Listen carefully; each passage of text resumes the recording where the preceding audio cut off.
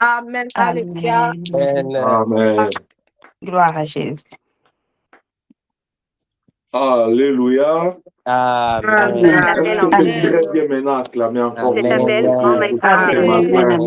la vie qu'il nous donne, pour le souffle de vie? Acclame très bien. Dis-lui merci Seigneur. Merci, Dis-lui merci Seigneur pour ta protection. Dis-lui merci Seigneur pour ta bonté. Dis-lui merci Seigneur pour ta grâce. Dis-lui merci Seigneur pour la bonne santé. Dis-lui merci Seigneur malgré que tu traverses l'ombre de la mort, tu t'as pas abandonné. Dis-lui merci Seigneur parce que tu as des solutions à mes problèmes. Dis-lui ce matin merci Seigneur parce que tu es la clé de ma vie. Dis-lui merci Seigneur parce que tu m'aimes. Alléluia. Alléluia. Alléluia. Merci Jésus. Amen. Yahweh, Yahweh, Yahweh, Yahweh, nous venons à toi,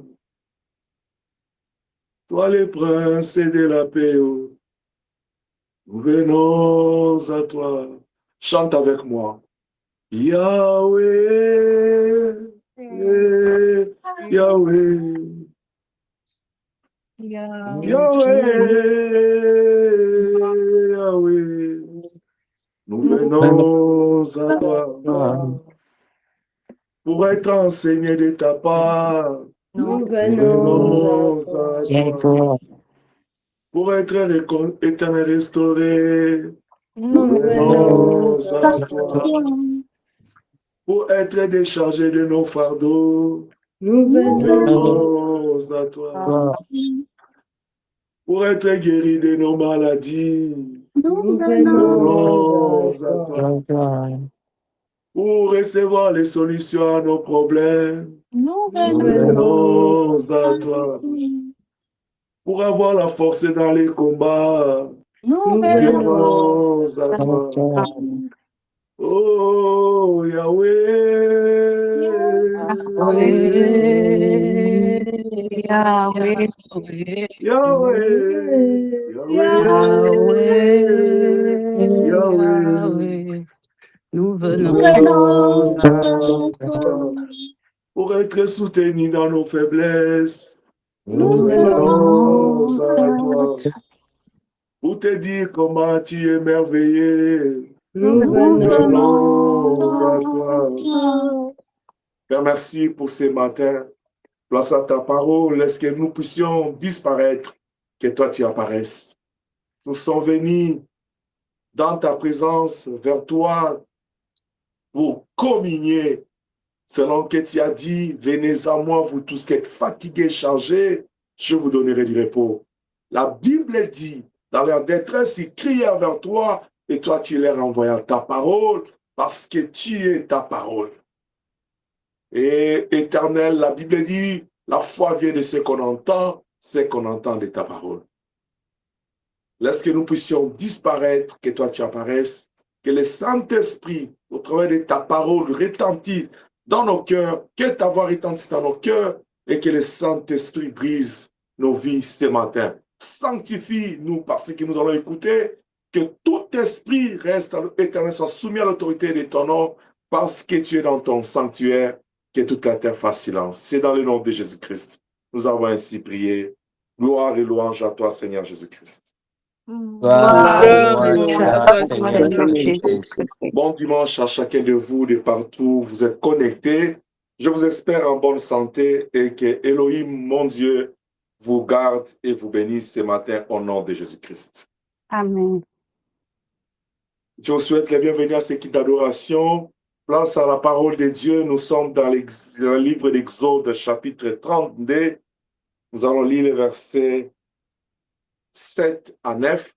Et nous allons reprendre notre texte de Hébreux 3, 15, 19. La Bible dit dans Exode, chapitre 32, versets 7 à 9, l'Éternel dit à Moïse, va, descends, car ton peuple que tu as fait sortir du pays d'Égypte s'est corrompu. il y a quelque chose qui retient mon attention ici. Nous avons toujours dit qu'Israël est le peuple de Dieu, n'est-ce pas? Mais écoute ce que Elohim dit à Moïse. Il dit, ton peuple. Je ferme cette parenthèse, je l'ouvrirai un autre jour par la grâce de Dieu. Ils se sont promptement écartés de la voie que je leur avais prescrite. Si c'est ta Bible, souligne-moi cette phrase. Ils se sont fait un veau d'or en fonte. Ils se sont prosternés devant lui. Ils lui ont offert des sacrifices.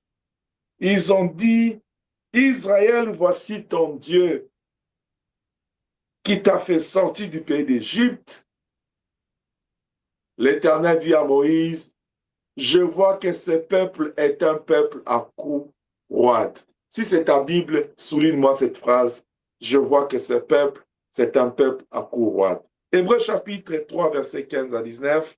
Cependant, il est écrit, aujourd'hui, si vous entendrez sa voix, n'endurcissez pas vos cœurs comme lors de la révolte. Je vais m'arrêter là.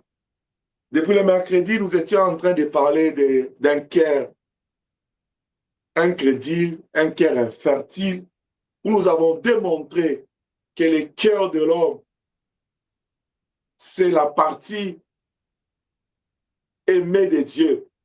C'est la partie que Dieu souhaite posséder dans nos vies. Et il veut que ce cœur-là soit interfertile et non infertile. Nous avons dit qu'un cœur infertile, c'est juste un cœur incrédule.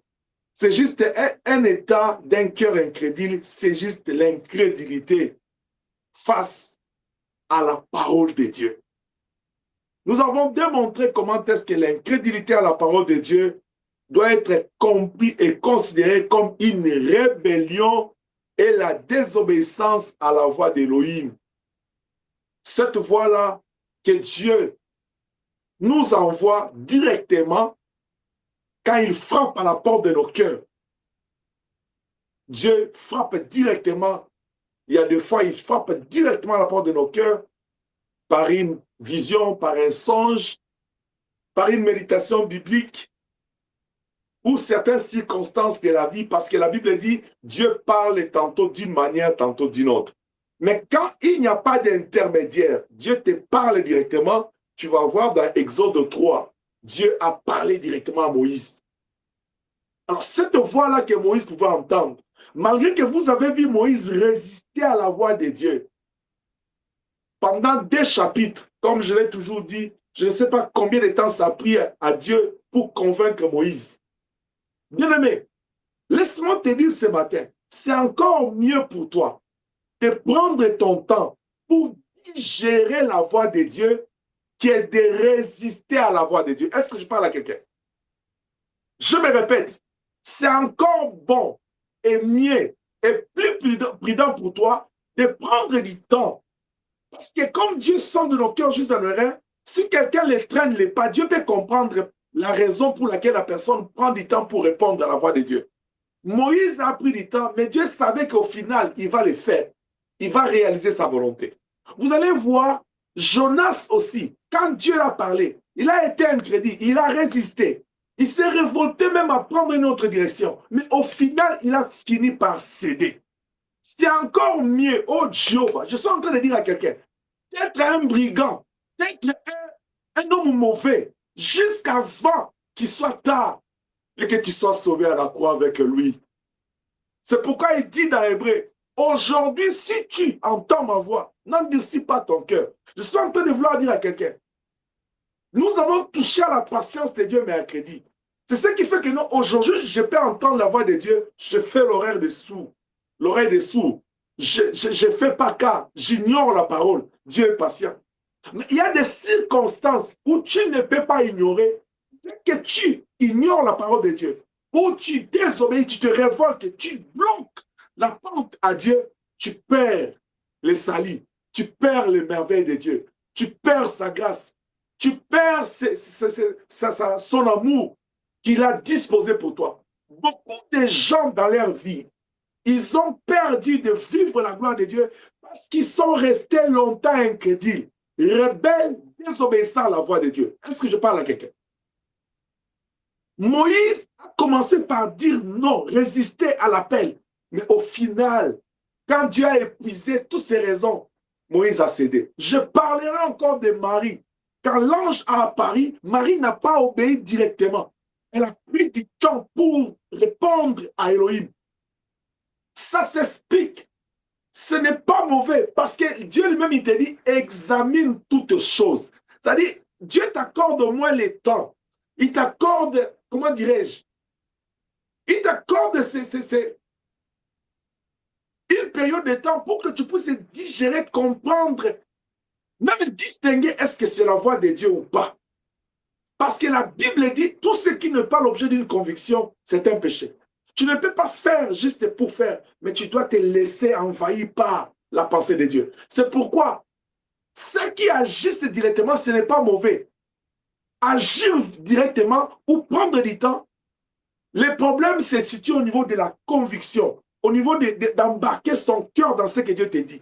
Et la conviction dont je parle n'est pas charnelle. C'est parce que nous avons l'habitude de dire « Oh non, je ne suis pas convaincu ». Non, non, ce n'est pas ton esprit qui va te convaincre de la parole de Dieu. C'est le Saint-Esprit qui convainc l'homme de la volonté de Dieu. Est-ce que je parle à quelqu'un?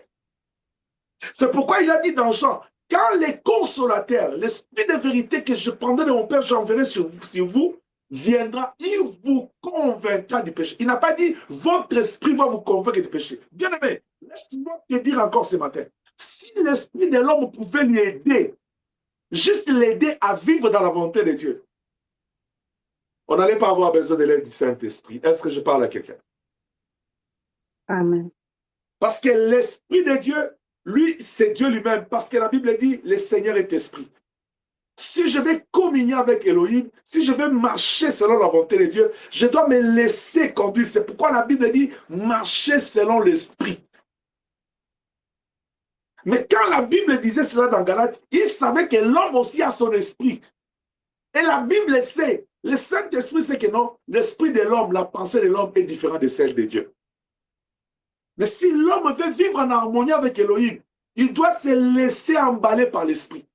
C'est pourquoi je disais, ça prend des temps dans la vie d'une personne ou d'une autre. Le temps est différent pour que la pensée de Dieu, pour que cette voix-là retentisse dans tout ton cœur, juste dans tes reins. Voilà pourquoi, à tout homme de Dieu, Dieu lui donne toujours un degré de patience particulier. Parce qu'il y aura des brebis qui auront la marche comme des tortilles. Il faut beaucoup de patience. Voilà pourquoi, quand tu pries pour moi, il faut vraiment que tu pries jusqu'au point où tu demandes à Dieu de me donner ces cœurs-là.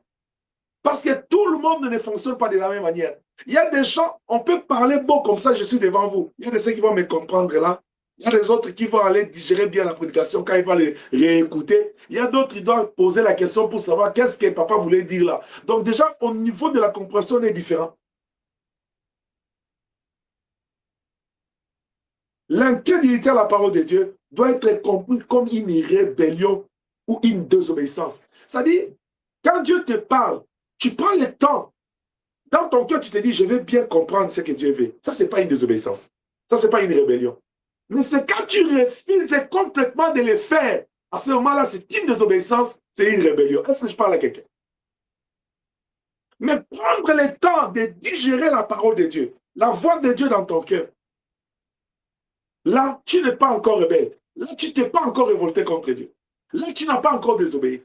Mais le problème, comprends seulement que plus tu prends beaucoup de temps, plus tu es en train de ralentir le temps, la chronologie des événements de Dieu avec toi. Parce que quand tu obéis à la parole de Dieu, Dieu sera en dette de toi pour te bénir. Or, la Bible dit Dieu naturellement, Dieu n'a pas de dette de quelqu'un. C'est-à-dire que quand quelqu'un accomplit sa volonté, Dieu le bénit. Dieu attend à ce que tu as obéi à sa parole selon Deutéronome 27 pour qu'il puisse te bénir. Mais quand toi, tu prends d'abord le temps pour écouter sa voix et garder cette voix, digérer ce qu'il te demande et pratiquer ce qu'il attend de toi, le temps que tu prends pour réaliser sa volonté, ça allonge le temps de ta bénédiction, de ta gloire. Parce que Dieu t'attend. Dieu t'attend à ce que vous vous êtes promis. quand nous fermons la porte, quand nous nous révoltons contre la voix de Dieu qui nous parle directement ou ou indirectement au travers de ses messagers. Vous allez voir dans Exode 5, 1 à 2, Dieu était maintenant devant Pharaon au travers de Moïse. C'était Moïse qui parlait maintenant. Mais Pharaon n'a pas obéi à la voix de Dieu.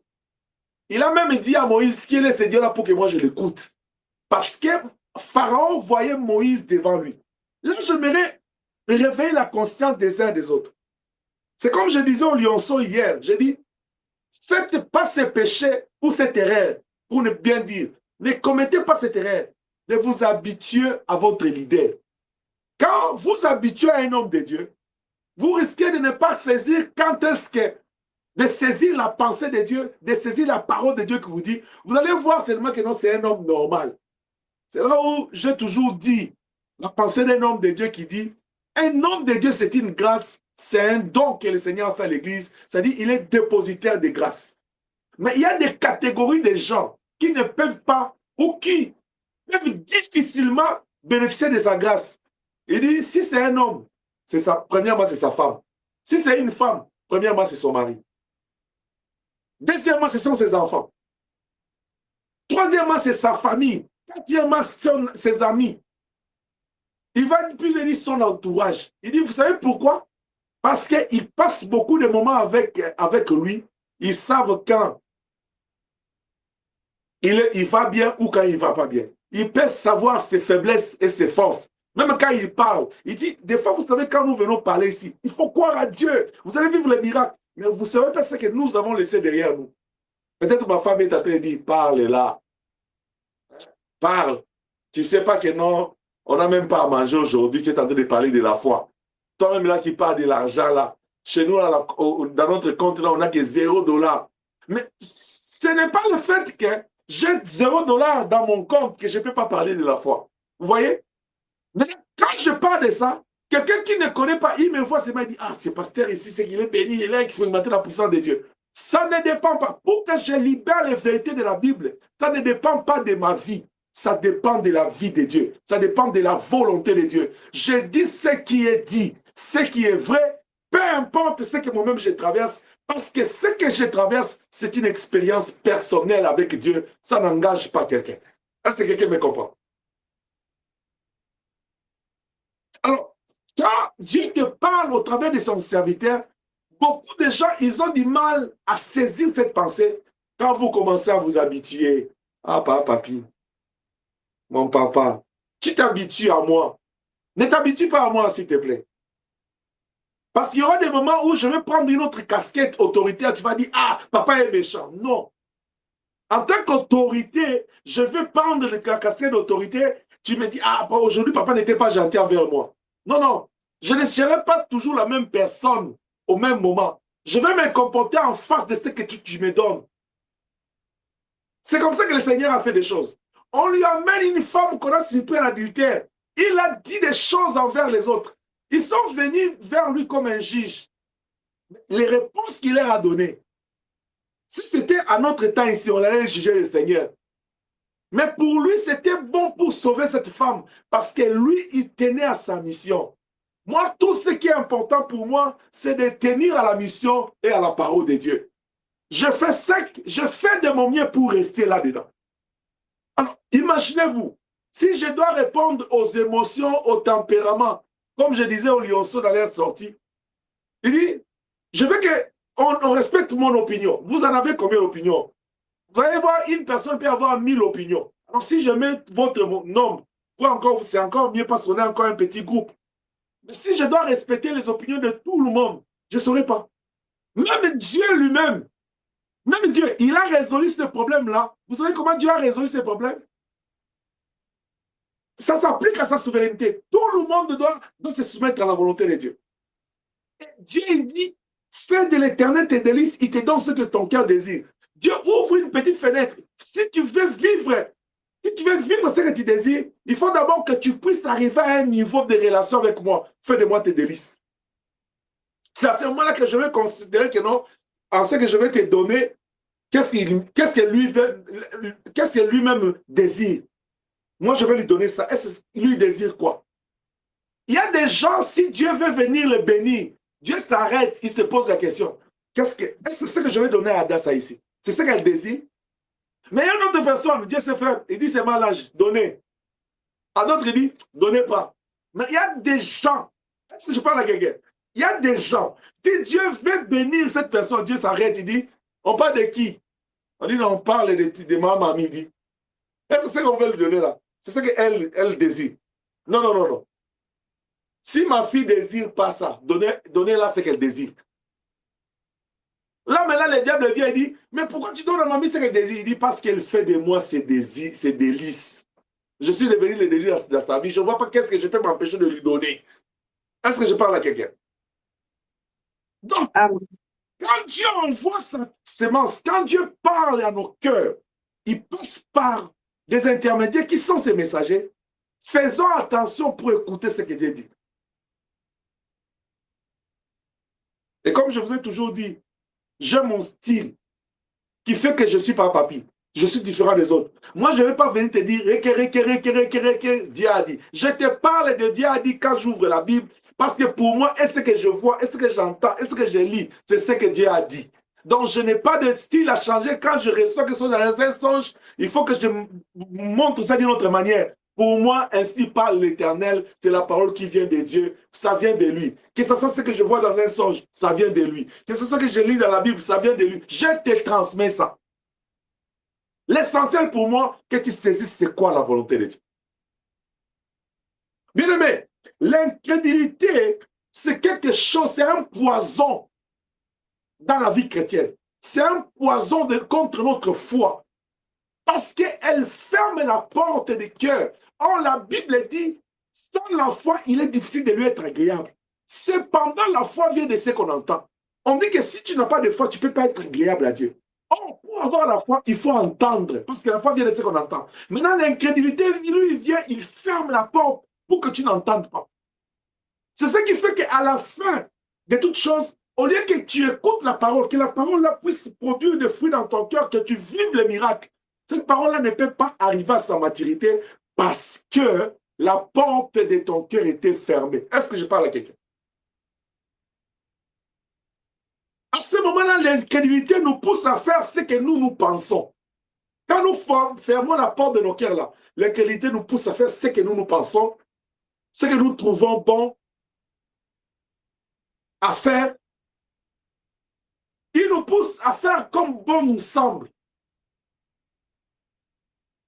L'incrédulité pousse l'homme à fonctionner de sa manière, à fonctionner selon la voie de son cœur, sans pour autant tenir compte et se référer à la voix, à la parole de Dieu. Même si nous avons la connaissance de cette parole, même si nous avons la connaissance du bien et du mal, même si nous savons distinguer ce qui est mauvais, ce qui est bon. Mais parce que l'homme, il veut seulement fonctionner comme lui il pense. Parce que l'homme ne ferme la porte, il ne veut pas entendre la voix de Dieu. Il veut continuer dans sa marche. Il dit, c'est comme ça que moi j'ai toujours fait. Ça fait 20 ans que je fonctionne comme ça. Nous, on nous a appris comme ça. On doit demeurer dans ça. Aujourd'hui, si tu entends la voix de Dieu, n'endurcis pas ton cœur. Est-ce que je parle à quelqu'un? Amen. Bien aimé, l'incrédulité ferme les cœurs de certaines personnes et les rend durs comme une pierre. C'est pourquoi vous avez vu, Dieu dit à Moïse, ce peuple a un cou roide. C'est-à-dire, c'est une incrédulité hors pair. Ça dépassait les limites. J'ai toujours dit, avec ma profession, j'ai appris à ne pas dramatiser les choses. C'est-à-dire, vous savez, quand dans notre culture, on parlait des problèmes neuropsychiatriques, on voyait toujours les fous. Et pendant la saison sèche, on sait déjà qu'il y aura beaucoup de fous. Vous vous rappelez, hein? Vous vous rappelez, n'est-ce pas? Donc, on dit les fous. Mais avec notre culture du travail, on te dit, quand on dit, déjà, les concepts changent, nous parlons de santé mentale et de troubles mentaux. Maintenant, on te dit que non, c'est une échelle. Même une maladie se trouve dans un continuum, dans une échelle. Depuis ce jour-là, j'ai commencé à appliquer ces concepts-là, même dans les choses de Dieu. Vous voyez, il y a des gens, quand on parle du péché, il y a des gens qui se retrouvent à un niveau. Il y a des gens qui tombent à un certain niveau. Il y a d'autres qui tombent à un autre. Il y a d'autres qui tombent à un autre. Il y a d'autres qui pratiquent le péché à un autre. Il y a des accros. Donc, cela ne veut pas dire que cette différence fait que non, un péché est grand, petit ou bien il est à minimiser. Non, non, non. Seulement, tu verras que depuis que tu t'es converti, il y a des choses que tu as abandonnées. Toi-même, si tu te regardes, tu peux t'apprécier, n'est-ce pas? Ah, tu t'es dit que non, en termes du péché, j'ai quand même grandi. Il y a d'autres péchés qui étaient comme péchés chéris, comme Paul dit. Tout ce qui faisait ma gloire, je la regarde comme de la boue. Mais tu as fait beaucoup d'efforts pour sortir. J'aimerais t'apprécier ce matin. Toi qui travailles sur tes défauts, sur tes limites, qu'Elohim, mon papa, t'aide. Que le Saint-Esprit te fortifie et qu'il t'amène de l'avant. Qu'il te présente comme une offrande agréable et saint, vivant, parfait devant Dieu. Que Dieu puisse te bénir au nom de Jésus-Christ. Amen. Parce que le Seigneur veut que nous puissions aller de l'avant. La Bible dit, nous sommes les temples de Dieu. Nous sommes des nouvelles créatures. Ce qui était ancien doit passer, doit mourir. Nous devons être renouvelés. Comme Dieu nous renouvelle sa grâce chaque matin, notre âme doit être renouvelée aussi chaque matin. Que Dieu nous bénisse. Amen. Donc, l'incrédulité ferme les cœurs de certaines personnes et les rend leur cœur dur comme une pierre. Ainsi, l'incrédulité les empêche à ce moment-là d'entendre. Parce qu'on a dit, la parole de Dieu vient, la voix de Dieu retentit à la porte de notre cœur. La première des choses pour certaines personnes, les diables ferment par l'incrédulité leur cœur à entendre la voix de Dieu. Et automatiquement, s'ils n'ont pas entendu, ils ne peuvent pas agir selon la volonté de Dieu. Or, c'est en agissant selon la volonté de Dieu qu'on parle de l'obéissance à la parole de Dieu, n'est-ce pas? Alors, si quelqu'un n'entend rien, il ne peut rien faire selon que Dieu veut. Voilà pourquoi, quand Dieu prend Josué et le met à la place, il dit, je veux que la première des choses que tu dois mettre dans la tête, tu dois cultiver la vie de la méditation, favoriser l'écoute de ma voix. C'est alors que tu agiras fidèlement selon que tu as ce que tu vas apprendre. Donc, quand quelqu'un veut aller réussir, connaître le succès dans sa vie, il doit commencer par cultiver, avoir cette culture d'entendre, d'écouter beaucoup Dieu et d'agir selon la volonté de Dieu. Or, l'incrédulité, il comprend que non, si je laisse cette personne écouter et vivre selon la volonté de Dieu, il va évoluer. Il faut fermer ses oreilles. Il faut fermer la porte de son cœur. Malgré qu'il dit dans l'Apocalypse, je me tiens à la porte et je frappe. Il y a des gens, même quand on frappe, c'est comme quelqu'un qui a un sommeil profond. Même si tu frappes, il n'entend pas. Tu cries son nom, il n'entend pas. Parce que le sommeil l'a amené dans un monde où comme ses oreilles sont bouchées. Beaucoup déjà, certaines personnes viennent à l'église. Vous les voyez à l'église. Mais quand la parole de Dieu est prêchée, le diable fait tout pour qu'ils ne puissent même pas entendre. Je suis en train de dire à quelqu'un, si tu es dans ce niveau-là, même quand la parole est annoncée, même quand Dieu te parle, même quand tu médites, tu ne sais pas entendre ce que Dieu veut. C'est très dangereux.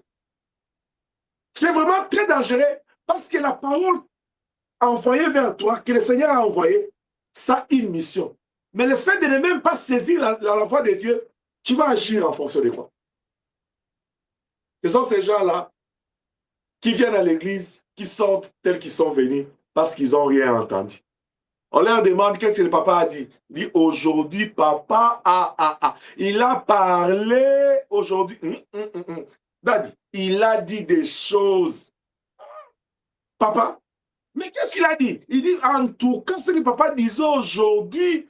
Ah non, non, non, non, non, mais si nous changeons pas. Mais qu'est-ce qu'il a dit aujourd'hui? Il dit non, non, je t'ai dit. Aujourd'hui, c'est qu'il était en train de dire. Mais pourquoi tu tournes?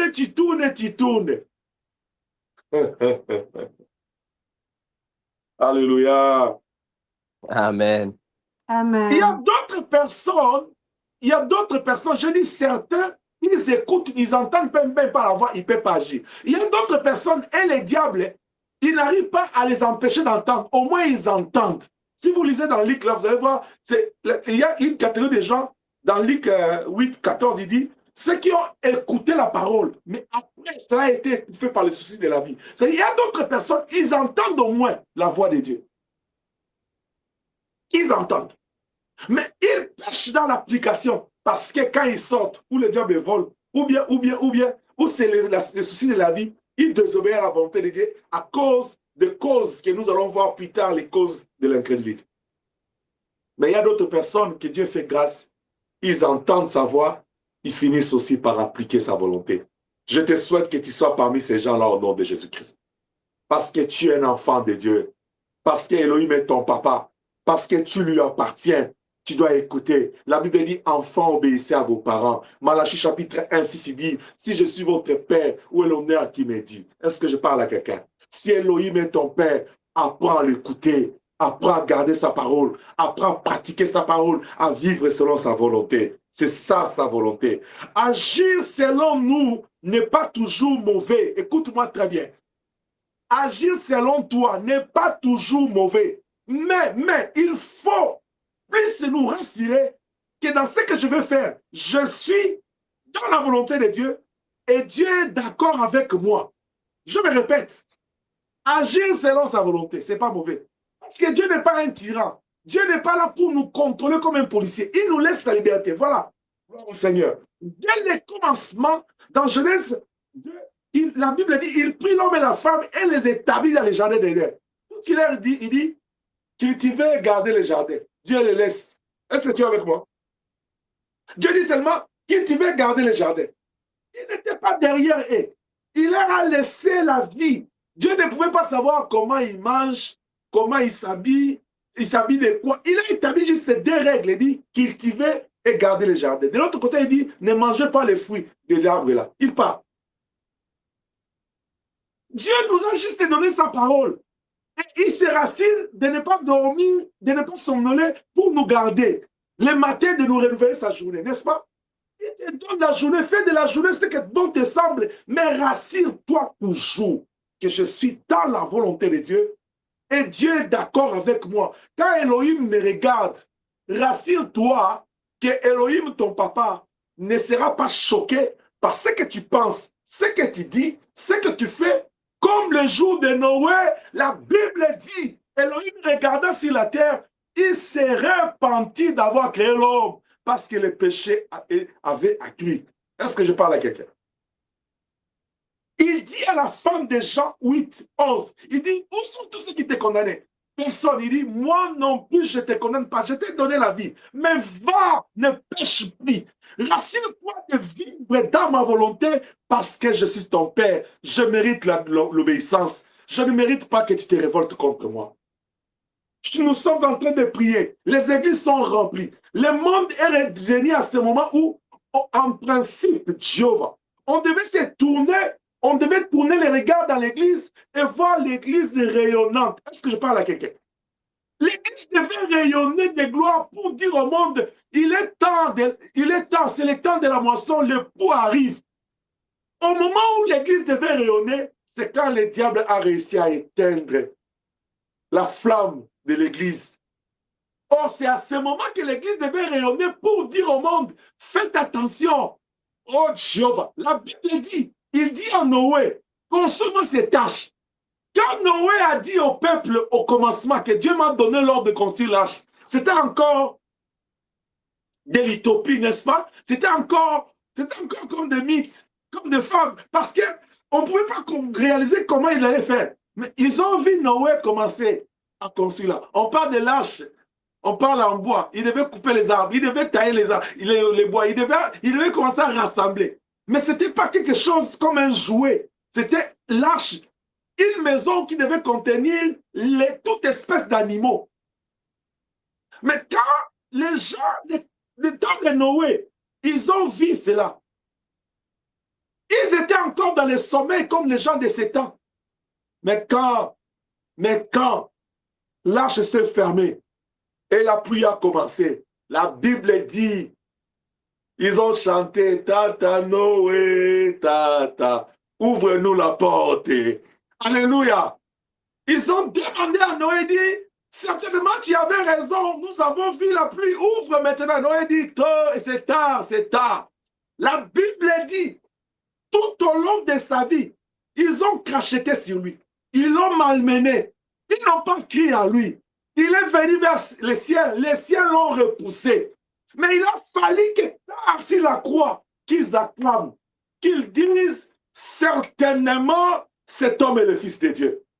Je dis à l'église du Seigneur, c'est à ce temps de la fin que nous devions briller comme des flambeaux pour dire au monde, le temps est là, la tempête va bientôt sonner, le pouls est à la porte. Cependant, il cabote, la gloire n'est plus. Parce que l'église ne sait plus se sanctifier, l'église ne sait plus vivre dans la communion fraternelle, dans la persévérance des enseignements, dans la prière et la fraction du pain. C'est ça. Je disais à mes amis les lionceaux, chaque fois que vous allez vous retrouver en famille, ce sont les 4 principes qu'Élohim nous a laissés. Demeurer dans la parole de Dieu, persévérer dans la prière, communier en tant que des frères et partager le pain. Vous allez voir aujourd'hui à l'église, au lieu d'enseigner, il a dit dans Matthieu, après avoir baptisé, il dit enseignez-les à observer ce que je vous ai prescrit. L'enseignement est parti où? L'enseignement dont il a parlé, il ne nous a pas prescrit autre chose. Il ne nous a pas prescrit d'enseigner aux gens. Si la bénédiction, tu seras béni si tu vas te marier. Là-dessus, il a dit que c'est une dispensation de par-dessus toute chose. Il y a un thème que je suis en train de digérer avec Dieu dans sa cuisine. Ça s'intitule la dispensation de par-dessus toute chose. Matthieu chapitre 6, verset 33. Ça viendra bientôt. Prie pour moi que la grâce coule. Mais il nous a prescrit de préparer l'église. Dans Jean 14, il a dit, je m'en vais vous préparer une place. Le mariage avec l'époux n'a rien à voir avec le mariage dans ce monde. Cela veut dire que si tu ne te maries pas dans ce monde, tu ne vas pas te marier avec l'époux. Non.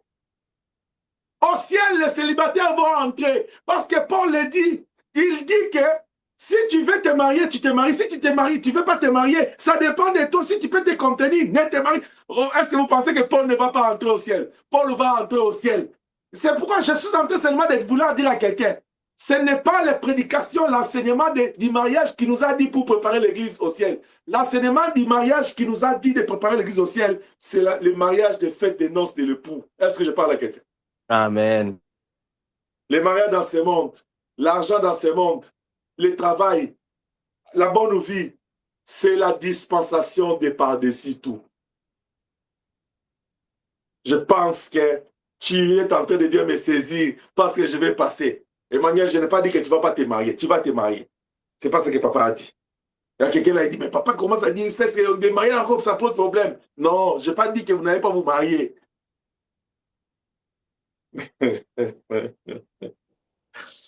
Agir selon nous n'est pas toujours mauvais. Mais il nous faut plus nous rassurer que nous sommes dans la volonté de Dieu. Nous sommes en accord avec lui, selon sa parole et pour sa gloire. Parce que tout nous est permis, mais tout n'est pas utile.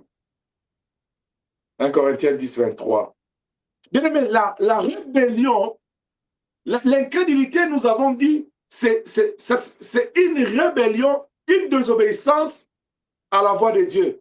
Et cette rébellion, cette désobéissance se manifeste par le manque de considération.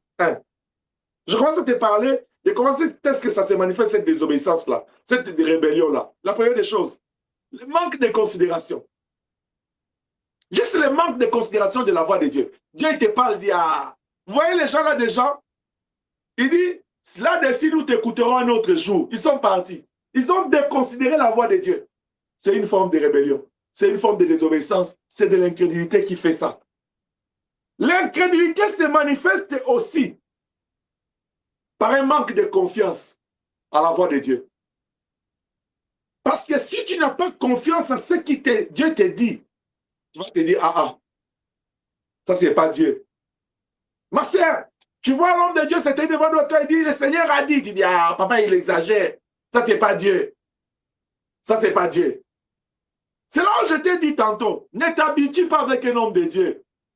Que tu sois son mari, que tu sois sa femme, ou que tu sois son enfant, ou que tu sois son parent. Non, ne t'habitue pas avec lui. Parce qu'il risque de te dire certaines choses. Juste, tu te dis, ah, c'est ce qu'il dit là même, là, lui-même là. Seulement bien, tout à l'heure là, il était en train de pleurer, il a fait. Mais comment il a réussi la voix de Dieu? Lui qui a fait. Qui t'a dit que Dieu ne parlait pas son serviteur quand il a fait? Qui t'a dit? Il y a des hommes de Dieu qui sont des spécialistes à recevoir des rêves seulement quand ils ont fait. Demandez à l'apôtre Pierre. Quand il a vu la nappe des reptiles, il était rassasié. Il l'avait fait. C'est quand Dieu l'a visité. Mais peut-être toi, tu dis, ah, tantôt là, il l'avait fait, mais comment il dit que Dieu lui a dit? Non, ça ne dépend pas de quand, de comment moi je suis. Ça dépend de comment moi je me connecte avec Dieu. Est-ce que je parle à quelqu'un? La rébellion, la désobéissance de cette... face à la voix de Dieu se manifeste par l'indifférence. Vous voyez? Manque de considération, manque de confiance, et l'homme est indifférent à la voix de Dieu. On parle, ça entre ici, ça sort là-bas. Quand tout le monde là me suit, là, il dit Amen. Toi-même, ta caméra est fermée, je ne sais pas ce que tu fais. Mais toi, tu sais ce que tu fais maintenant là où tu es. Tu fais quoi? Dis-nous, tu fais quoi? Donne-moi un Amen là où tu es, pour que je sache que tu es avec moi. Amen. Amen, amen. Merci, maman Chance, que Dieu te bénisse, ma fille. Amen. Que Dieu vous bénisse. Amen. Juste l'indifférence. Il y a d'autres personnes, leur incrédulité se manifeste par le doute. Ils ont des doutes. Moi, je n'ai pas fait. La négligence de la parole de Dieu, ça te pousse à ne pas obéir. Et au final, tu vas te méconduire. Tu ne vas pas bien te conduire en rapport avec la parole de Dieu. Tu vas te méconduire. Tu vas conduire ta vie en dehors de la volonté de Dieu. Il y a d'autres personnes, leur incrédulité se manifeste par les rejets de la voix de Dieu. D'autres, ils résistent à la voix de Dieu. Et les autres, comme j'avais dit, ils s'opposent à cette voix. Tu peux lire dans Jean, chapitre 6, verset 63, 1 Jean 2, 15, 17, Galates 5, 17 à 22. C'est-à-dire, les personnes qui sont habitées par l'incrédulité, chacun a une dimension, a une façon de manifester sa désobéissance, sa rébellion. Il y a une personne qui déconsidère la voix de Dieu, un autre, lui, il n'a pas de confiance à cette voix, l'autre, c'est le doute, l'autre, c'est l'indifférence. Pour les uns, c'est l'ignorance, il ignore la voix de Dieu. Et tous ces comportements-là, l'homme ignore, il néglige la voix de Dieu, il s'oppose à la voix de Dieu, il rejette ça. Mais il préfère céder à la volonté, à sa volonté, à la volonté de son cœur, ou à la volonté du diable. Vous voyez, Ève, Dieu lui dit, ne mangez pas ces fruits, le jour où vous en mangerez, vous mourrez. C'était ça la voix de Dieu. Mais quand le diable vient et dit, non, vous ne mourrez pas, vous serez comme lui. À cause de sa volonté, de son désir, la Bible dit, il a vu que le fruit était bon. Il a pris, il a mangé, parce qu'il a écouté la voix de son cœur et il a voulu faire la volonté du diable. Nous devons rejeter, bien-aimés, toutes ces choses. Je parle de la déconsidération, du manque de considération et de confiance de la parole de Dieu. Nous devons les rejeter. Si tu te retrouves dans ce que j'ai cité là, il faut que tu les rejettes parce que c'est une forme d'incrédulité, c'est une forme de rébellion, de désobéissance à la parole de Dieu. Tu négliges la parole, tu t'opposes à la Bible, tu rejettes le signe du Seigneur. Même quand la voix de Dieu retentit dans ton propre oreille, même quand tu reçois, il y a des gens, même s'ils voient ça dans un songe coma, ils disent, je ne suis pas convaincu. Tu veux quoi? Tu veux que Dieu parle comment? Il y a des gens, bien aimé, à un moment donné, nous sommes tous passés par là. Moi qui vous parle là, je ne vais pas être hypocrite. Nous sommes tous passés par là. Moi, surtout pour l'appel, comme je me tiens devant vous ici. Moi, mes pères, ils savent. Moi, je ne voulais pas être un leader. Je voulais être sous le leadership de mon père. et faire ma carrière normale. C'est pas ce que Dieu attendait de moi. Je pouvais voir des choses comme ça. Je pouvais voir. J'ai dit non. Vous voyez, ce que je vous prêche aujourd'hui, je connais ça. Je suis passé par là. Demandez un jour, appelle seulement mon fils Eric. Demande-lui. Est-ce que tu as dit oui à Dieu directement? Il va vous dire. Il va vous dire. C'est-à-dire, un homme de Dieu, ça c'est quelque chose, un de mes neveux m'avait dit. Il dit, quand je résistais à cette forme d'appel de Dieu, il me dit, mais tonton, pourquoi tous les vrais hommes de Dieu, au départ, ils résistent seulement, ils refusent. Et il me pose une question, il dit, est-ce que vous pensez que Dieu est pauvre? Le servir, vous serez des pauvres? Et il m'a dit une chose à la fin là. Mais ce n'était pas quelqu'un qui était trop spirituel. Ce jour-là, je me suis dit, Dieu peut parler aussi au travers d'un païen. Faites attention. Vous qui êtes trop spirituel, vous pensez que Dieu peut parler seulement à un homme spirituel. Faites attention. Dieu peut utiliser même un fou pour te parler. Est-ce que je parle à quelqu'un? Amen, amen. Amen. Nous devons rejeter toutes ces choses, enlever toutes ces barrières à la voix de notre Dieu et lui laisser se connecter à nos cœurs parce qu'il est fait. Vivre avec nous et faire de grandes choses avec nous. Il dit, je me tiens à la porte, je frappe. Si quelqu'un entend ma voix, il ouvre, j'entrerai. Lui, il frappe. Il ne peut pas entrer si toi, tu n'ouvres pas. Est-ce que je parle à quelqu'un?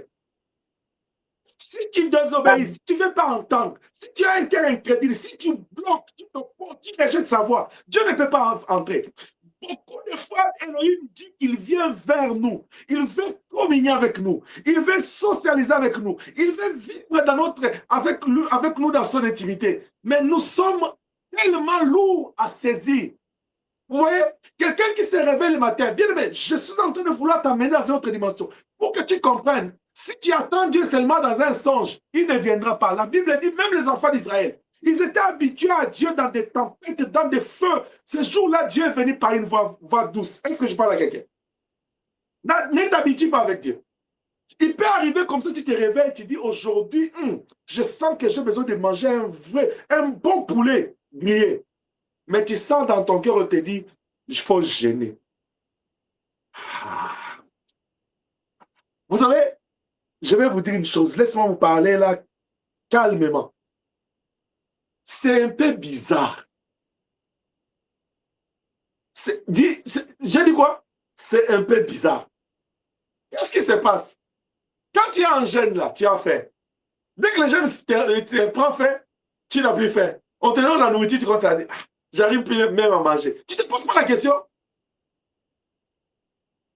Quand tu as ton plan de manger, le Seigneur te dit, ne mange pas pris. Tu dis, on fait toujours un choix par rapport à ce que notre cœur désire. Non, non, ne sois pas celui-là ou celle-là. Écoute bien la voix de Dieu. Parce que c'est dans la voix de Dieu, en elle, il y a la vie. Est-ce que je parle à quelqu'un? Amen. On dit à Daniel, dans Daniel le chapitre 2, on dit ici, il est établi que vous devez manger la viande sacrifiée aux idoles. Il dit non, donnez-moi des légumes. Qui te dit que le poulet là que tu veux savourer là, manger? Je cherche votre verbe là. Donnez-moi le verbe là que vous avez l'habitude d'appliquer. Quand vous mangez là, vous dites que je suis en train de faire quoi? Déguster. Ah, voilà. Le poulet là que tu veux déguster là, qui te dit que non, ce poulet là n'a pas d'épidémie, il n'a pas de microbes dedans. Il dit, oh, je vais bien la préparer. Ok. Qui te dit que non, en chauffant ce poulet là, tous les protéines, tous les vitamines sont tuées dans les faits. Qui te dit? Qui te dit pas? Nous contentons pas de ce qui est bien préparé. Nous contentons de ce qui est bien préparé, arrosé par la prière. Parce que la Bible dit tout est sanctifié par la prière et la parole. Est-ce que je parle à quelqu'un? Amen. Tu cours derrière la nourriture, tu prends déjà, même quand tu ne pries pas. Oh, j'ai tellement faim. Tu connais la ferme qui a élevé ces volailles. Tu connais la personne qui l'a abattu. Tu connais qui l'a préparé. Tu connais qui t'a servi dans l'épicerie. Tu connais les cas de la personne qui te sert dans ces restaurants-là? Regarde la personne qui est à côté de toi là. Il sait au Tu vas mourir comme un animal. Juste par le fait que tu ne veux pas sanctifier quelque chose. Tu ne veux pas rester dans la volonté de Dieu. Nous devons rejeter toutes ces choses, bien-aimés. Le Seigneur nous a offert l'accès. Vous voyez pourquoi pourquoi il est important que nous puissions enlever l'incrédulité?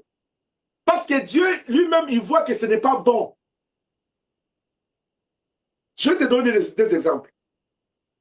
Suis-moi parce que je suis déjà presque à la fin. Je te donne des exemples. Dieu trouve que l'incrédulité n'est pas bon. Dieu voit que l'incrédulité, c'est un poison contre notre foi. Parce que c'est une barrière contre sa voix. La Bible dit, lui qui existait, Jéhovah, en forme de Dieu, il n'a pas regardé ça comme une proie arrachée d'être égal à Dieu. Parce qu'il devait quitter le trône pour venir enlever la barrière d'incrédulité. Jusqu'à là, tu n'es pas encore arrivé avec moi. Jean 3, il dit, 16, il dit, Dieu a tant aimé le monde, il a donné. Si Dieu voyait que l'incrédulité était bonne, Dieu ne pouvait pas envoyer son fils unique. L'unique là pour le péché des hommes. Non, non. Non. La Bible dit, lui-même quand il est venu, il n'a pas regardé sa position comme étant quelque chose à qui il doit s'accrocher. Il dit non, je dois sauver un peuple à coup roide. Oh, je dis à quelqu'un qui a toujours l'habitude de s'opposer à la voix de Dieu, Jésus-Christ est venu te sauver. Libère-toi au nom de Jésus-Christ. Amen. Il a accepté l'humiliation. Lis avec moi, Matthieu.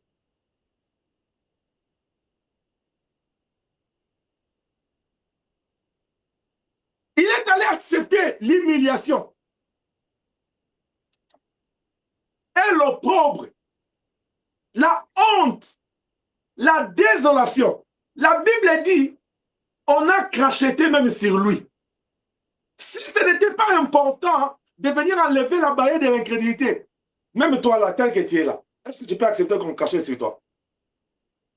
Pour rien comme ça. Tu peux accepter, même quand tu dis, papi, je t'aime beaucoup mon papa. Un jour, Ada, tu viens, m'a dit, ma fille, tu m'aimes beaucoup, je vais juste cracher sur toi. Tu vas accepter? Non.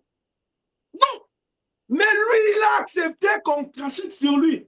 Parce que, pourquoi il a accepté? Parce qu'il voulait enlever la barrière de l'incrédulité. Est-ce que je parle à quelqu'un?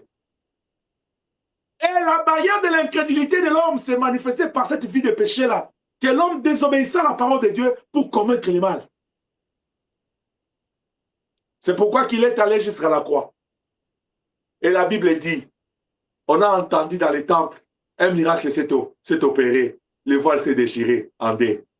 La barrière s'est déchirée parce qu'il est venu pour enlever cette barrière qui empêche l'homme à entrer dans sa présence. Je dis à quelqu'un, l'incrédulité, c'est une barrière. Ça dépasse même la muraille de Jéricho. Ça dépasse la muraille de Berlin. Ça dépasse parce que ça t'empêche d'entendre la voix d'Élohim et d'entrer dans sa présence. Mais si le Seigneur a accepté la Bible dit même dans Luc, ce soir-là, dans Luc 22, il a prié, il a transpiré, c'était du sang, des grumeaux du sang. Il a dit, Père, si tu peux éloigner de moi cette coupe. Mais quand il a pensé qu'il y a une barrière qui doit détruire, il dit non, pas volonté. Il faut que la barrière du péché, de la désobéissance, de la rébellion tombe pour que le peuple ait accès dans ta présence. Alors, comment est-ce que tu veux mépriser l'œuvre de la croix, l'œuvre de la restauration de notre intimité avec Dieu? Quand le Seigneur s'est investi pour enlever la muraille de l'incrédulité, de la rébellion, de la désobéissance, que l'homme s'est dirigé devant lui avec l'aide du diable. Et toi, un enfant de Dieu, tu veux rester dans ça? Maintenant, le Seigneur nous dit, Jean chapitre 11, c'est là où je vais terminer ce matin. Verset 39. Où l'avez-vous mis? Où est-ce que tu as mis ta foi? Il cherche ta foi. Il cherche ton cœur. Où est-ce que tu as placé ton cœur? Il dit, là, il sent. Il dit, ôtez-moi la pierre. Je suis en train de dire à quelqu'un, comme le Seigneur a dit au contemporain de Lazare, ôte la pierre qui est devant toi. Tu vois la pierre là, l'incrédulité, c'est cette pierre là qui va t'empêcher. Même si Dieu crie comment, tu ne peux pas entendre. Est-ce que quelqu'un m'entend? Jésus est arrivé devant la tombe de Lazare. Il pouvait juste dire à Lazare, sors. Mais il y avait un enseignement. Il fallait qu'on enlève l'obstacle qui pourra faire que non, même si Dieu crie comment, tu ne peux pas l'entendre. Il n'y a qu'un seul obstacle qui peut empêcher à l'homme de ne pas entendre la voix de Dieu, l'incrédulité. Est-ce que je parle à quelqu'un? Et tu dois enlever ça. C'est ton problème, c'est ta responsabilité. Si tu veux que ce qui est détruit, Jean 10 dit, les voleurs ne viennent que pour détruire, égorger, voler. Si tu veux que ce que le diable a détruit dans la tombe, pour revenir à la vie comme les ossements desséchés, enlève la pierre. Est-ce que je parle à quelqu'un? Si tu veux que ce que le diable a volé, qu'il garde dans son temps, par les liens de famille qui te réclament, ils ont bloqué quelque chose, enlève la pierre. Si tu veux que le diable puisse lâcher ce qu'il a tué comme il a donné la mort, parce qu'il y a des choses qui sont détruites dans ta vie, enlève la pierre. Dis à celui qui est à côté de toi, ôte la pierre de ta vie, ôte l'incrédulité de ta vie, ôte la rébellion, la désobéissance, écoute la voix de Dieu. C'est pourquoi Hébreu dit, aujourd'hui, si vous entendez ma voix, n'endurcissez pas vos cœurs. Nous devons enlever la pierre, parce que la pierre nous empêche d'entendre la voix de Dieu. Je l'ai dit, je le répète. L'incrédulité, c'est cette pierre-là. Si tu n'enlèves pas, Dieu peut bon crier. Tu ne peux pas l'entendre. Parce que Dieu, il parle en esprit, toi tu agis en la chair. Il y a une compatibilité. Tu ne peux jamais, en aucun cas, entendre. C'est pourquoi tu dois enlever la pierre. Quand tu enlèves la pierre, ça te donne l'accès au temple dans les lieux très saints. Tu peux accéder à entendre la voix de Dieu. Même s'il chuchote, tu peux l'écouter parce que tu as enlevé la pierre. Mais si la pierre de l'incrédulité existe, Dieu peut crier. Un homme de Dieu qui a l'onction qui coule, il peut même briller comme le feu. Moïse a passé 40 jours sur la montagne. Quand il est sorti, son visage faisait quoi? Rayonner, n'est-ce pas? Mais est-ce que cela suffit pour les enfants d'Israël d'obéir à la parole de Dieu? Nous sommes au chapitre 32. C'est-à-dire, la Bible les appelle déjà en courroie, c'est-à-dire une incrédulité hors pair. Mais ils étaient en face d'un homme de Dieu qui coule. Quelqu'un dit, moi je quitte cette église, le pasteur là, il n'a pas l'onction. Le problème, ce n'est pas seulement l'homme de Dieu. C'est toi, enlève la pierre. Si tu enlèves la pierre, si moi je n'ai pas l'onction pour te bénir, Dieu a un plan avec toi. Il va passer même dans ta nuit. Pourquoi il ne passe pas dans ta nuit si moi je n'ai pas l'onction? Si je n'ai pas la parole, pourquoi il ne passe pas dans ton sommeil pour te parler dans ton oreille? C'est juste parce qu'il y a une pierre que tu dois enlever.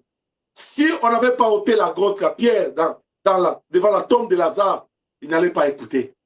Il n'allait pas sortir. Ce matin, je dis à quelqu'un, sans la foi, il est difficile de lui être agréable. Or, la foi vient de ce qu'on entend. Pour que tu puisses entendre, il faut que tu ôtes la pierre. C'est alors que tu vivras la maturité de la parole. Tu vivras la gloire de Dieu.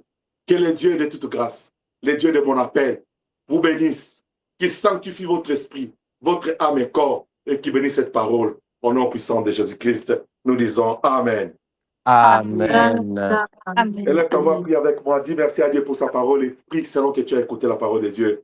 Que Dieu te donne un cœur fertile et qu'il enlève toute forme d'incrédulité en toi dans le nom de Jésus-Christ. Prions le Seigneur.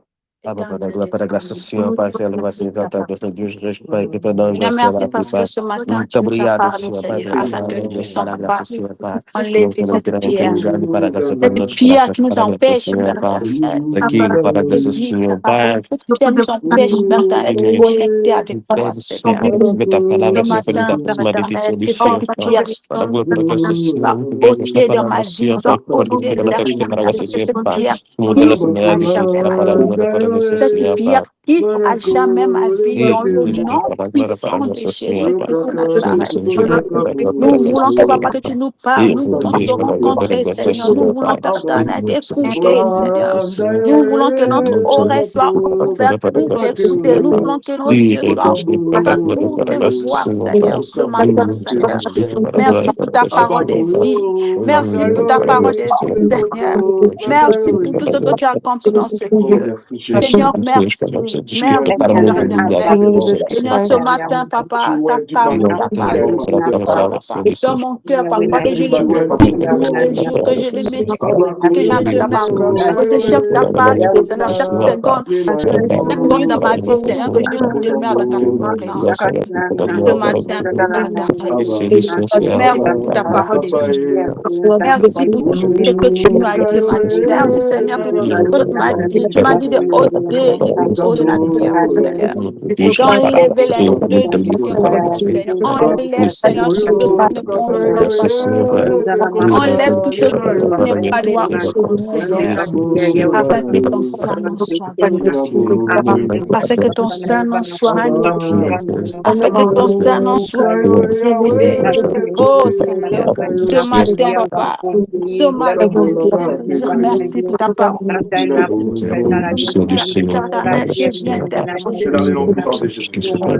Ce matin, Père éternel, que ta parole est transformée. Dans le nom de C'est dans le nom puissant de Jésus. Que cette parole, Dieu Tout-Puissant, laisse que cette parole coule dans nos vies, esprit, âme et corps, comme de l'eau et comme de l'eau vive. Au nom puissant de Jésus-Christ. Que cette parole sanctifie l'esprit, l'âme et corps, sanctifie l'Église, sanctifie les familles et quiconque écoutera après ces moments, car en elle il y a l'esprit et la vie. Au nom puissant de Jésus, en vertu du pouvoir que tu me confères, je bénis l'Église. Qu'elle la paix, la grâce et Dieu, la restauration, la guérison, la délivrance, la joie et la paix. C'est Dieu qui donne des solutions aux problèmes. Visitez où vous êtes. Soyez bénis. Au nom puissant de Jésus, nous avons ainsi prié. Nous disons 3 fois Amen. Amen. Amen. Amen. Est-ce que tu peux acclamer pour notre Dieu? Amen. Acclame très bien pour notre Seigneur. Nous sommes arrivés à la fin de notre équipe.